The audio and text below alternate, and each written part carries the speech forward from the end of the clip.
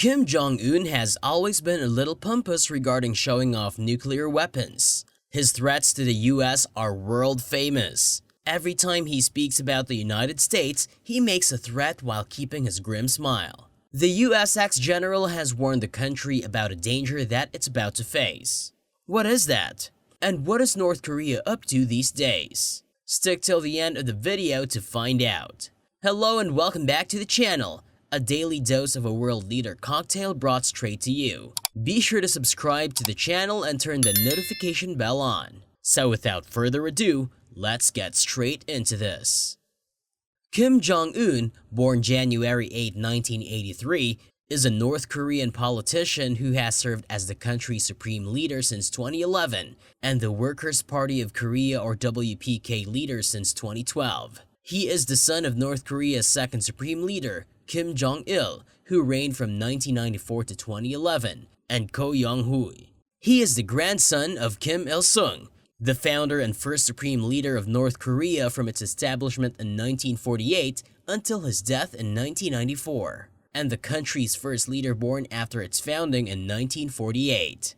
Kim Jong-un, the youngest of Kim Jong-il's three sons, spent most of his life hidden from the public eye, and little was known about him. He was reportedly educated at the International School of Bern in Gumlingen, Switzerland, before attending the Kim Il-sung National War College in Pyongyang from 2002 to 2007.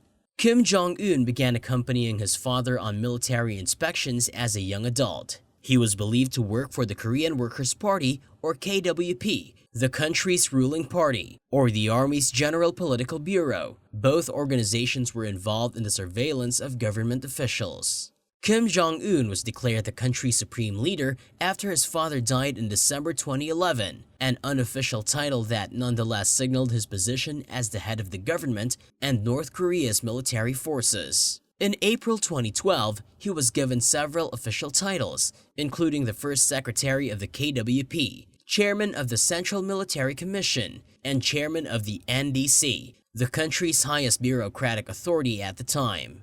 Kim's Byung-jin, often translated as Parallel Development National Strategy, which emphasized the development of the country's economy and its defense capabilities, was officially adopted at a 2013 meeting of the KWP Central Committee.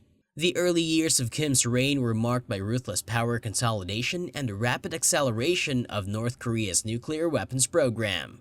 Kim executed his uncle Jang Song-taek in December 2013, claiming that he had removed the scum from the KWP. Jang was a member of Kim Jong-il's inner circle who acted as a virtual regent for the younger Kim after his father died.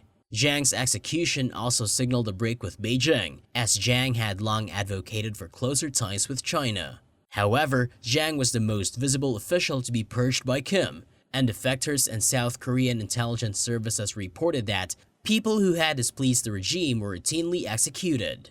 Following the first nuclear test of the Kim Jong-un regime in February 2013, the pace of both underground detonations and long-range missile tests increased dramatically. According to North Korean officials, North Korea had conducted 6 nuclear tests by 2017, including at least one of a device small enough to fit on an intercontinental ballistic missile. With a significant portion of the United States mainland now theoretically within range of a North Korean nuclear attack, a verbal war erupted between Kim and US President Donald Trump. According to South Korea and the US, North Korea is planning another nuclear test. Also, one of the major cities of North Korea, Pyongyang, is under an epidemic. According to sources, South Korean and US officials issued new warnings about a possible North Korean nuclear test this week. At the same time, Pyongyang announced it is fighting a new intestinal epidemic as the country struggles with drought, COVID, and ongoing food and cash shortages due to its border closure. During a visit to Washington this week, South Korean Foreign Minister Park Jin echoed US assessments that North Korea has apparently completed preparations for its 7th nuclear test, raising the stakes in the diplomatic standoff between Washington and Pyongyang. Park believes North Korean leader Kim Jong-un is awaiting the right moment to make a political decision. New satellite images released this week by the Washington-based Center for Strategic and International Studies showed that the 4-month-long refurbishment work at the Punggye nuclear testing facility appeared to be completed. Meanwhile, North Korea maintains strict border closures, even with its most important trading partner neighboring China. Park warned North Korea against further isolation at a news conference this week with U.S. Secretary of State Antony Blinken. "I believe North Korea is at a crossroads right now. It can proceed with its nuclear test and isolate itself, or it can make the correct decision and return to diplomacy and dialogue. I hope North Korea chooses the latter option rather than continuing on a dangerous path," Park said. According to the Korea Institute for Defense Analysis, which is affiliated with the South Korean Defense Ministry, North Korea has spent up to 2% of its GDP this year, between $400 million and $650 million on missile tests. Meanwhile, North Korea's central news agency reported Thursday on an acute enteric epidemic, but did not name the disease or provide a caseload. The term enteric refers to the gastrointestinal tract, and experts believe the disease is an intestinal illness similar to typhoid and cholera. According to An Kyung-soo of the Seoul-based research center, the announcement, while concerning, does not necessarily indicate a worsening public health crisis.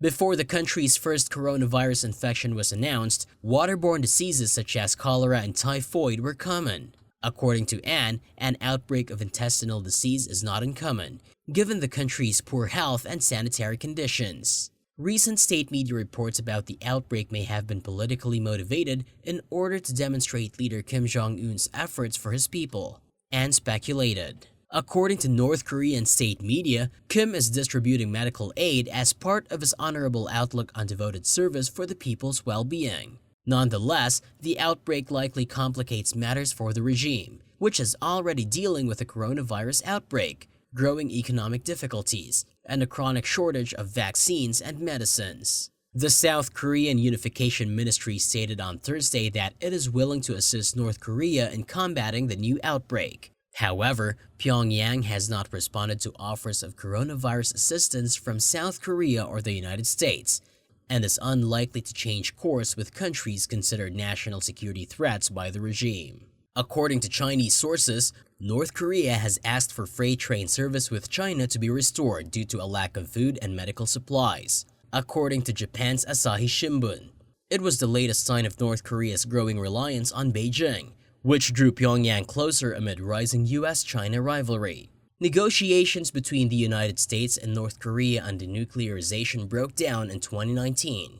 The US has stated that it is willing to resume talks without preconditions, while North Korea has stated that it wants sanctions lifted. The US has not indicated any willingness to lift sanctions and has pushed for more in response to Pyongyang's recent tests.